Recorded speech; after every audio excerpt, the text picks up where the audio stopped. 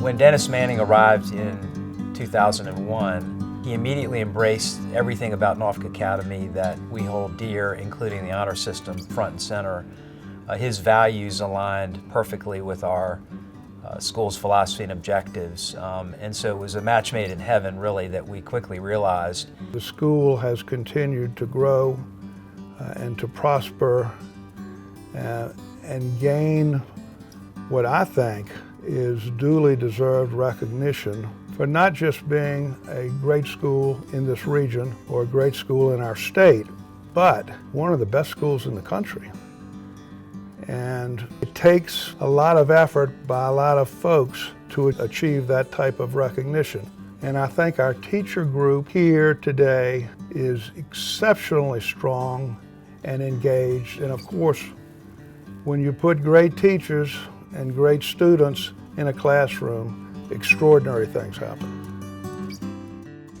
I think Dennis, because he works so hard at developing relationships that are meaningful and authentic with parents and students and faculty and alumni, board members, and he does that by genuinely caring about people.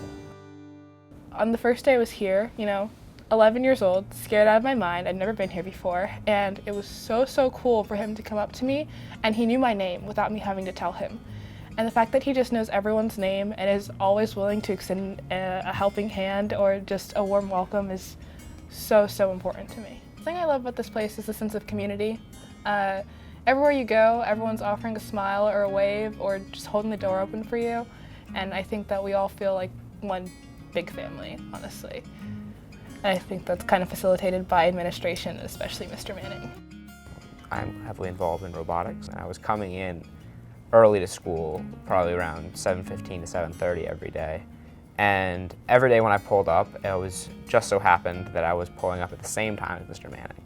And every day as I hopped out of the car, I would have a conversation with him on the way into school. And the thing that struck me the most during these conversations was just how much he visibly and audibly cared about what the conversation we were having. And proof of that was in the fact that the next day when I would see him again, he would come in and pick up right where we left off. He was incredibly involved and made you feel that he really cared about you, because he did. So when I had Mr. Manning as an English teacher for Faith and Reason, which is the course I was taking, it was definitely at first I was a little nervous just to have him as a teacher, because I had always seen him giving speeches and things like that, but I hadn't really gotten to know him. But then once I got to class, he was so personable. He actually has a great sense of humor, which I was also not expecting. We'll say something and he won't know what it is, and we'll try to explain it to him and he still doesn't get what it is. And then also sometimes it's the opposite. He knows about something and we're just how do you know about that? He is a big fan of Billie Eilish, which we were all really surprised about. But just things like that. I loved my time here at the Academy, but I always wanted there to be a more diverse student body as well as a more diverse teaching body as well. And 20 years later, I can definitely say that there are more students of color, more students of different backgrounds, religious backgrounds. We're doing more to recognize different faiths and different experiences.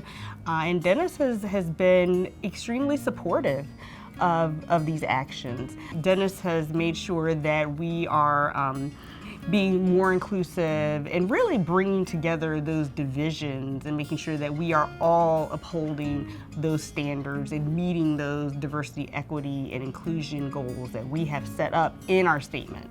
That's really important to him. Mr. Manning is a big fan, especially when we play some of our rival schools, those who shall not be named on this interview, but he's always on the sidelines. Yesterday we were practicing with my JV soccer team, and I looked up and he was behind the varsity soccer goal, watching the varsity team on their senior day take on Catholic high school.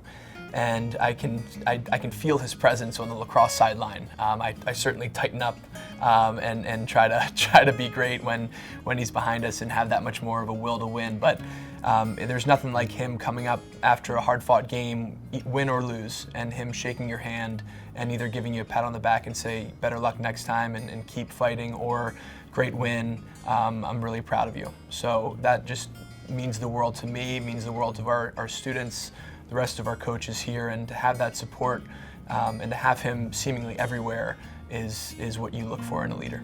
Dennis is a firm believer in the importance of the beauty of the built environment in which you study.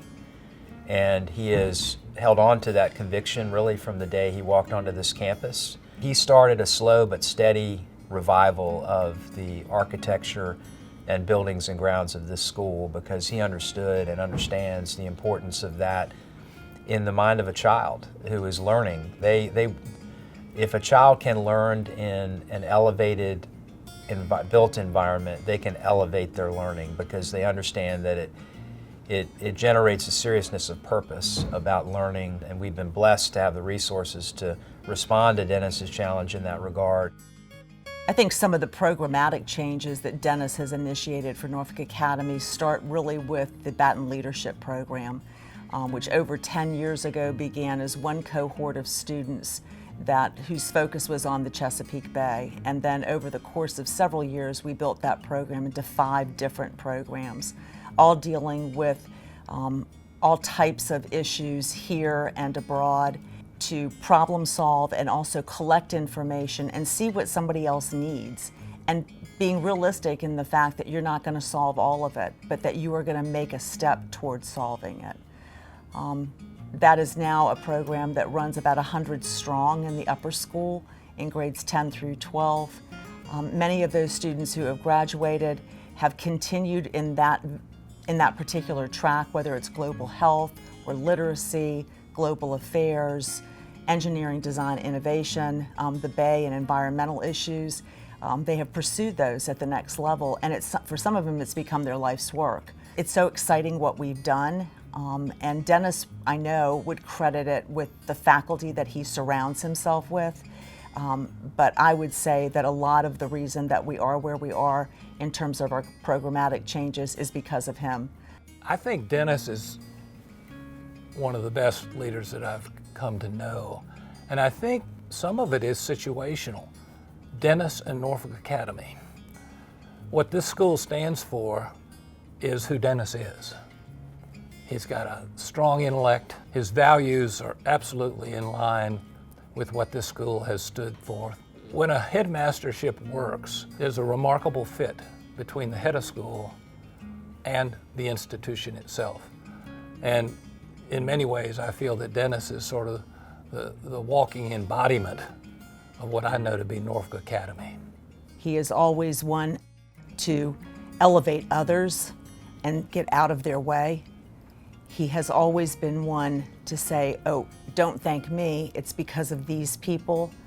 And I'm just grateful we get to thank him and he can't talk back at us and tell us that we're not allowed to. I will miss him.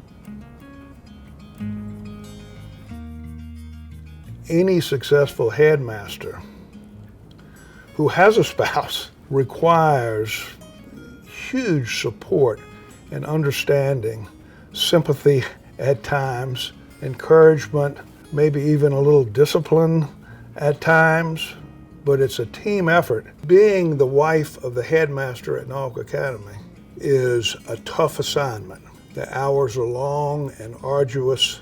The smiles are prerequisites for all events, and it takes a huge amount of energy, and both of them have demonstrated that energy. And I think anyone would tell you that Beth and Dennis are a remarkable team.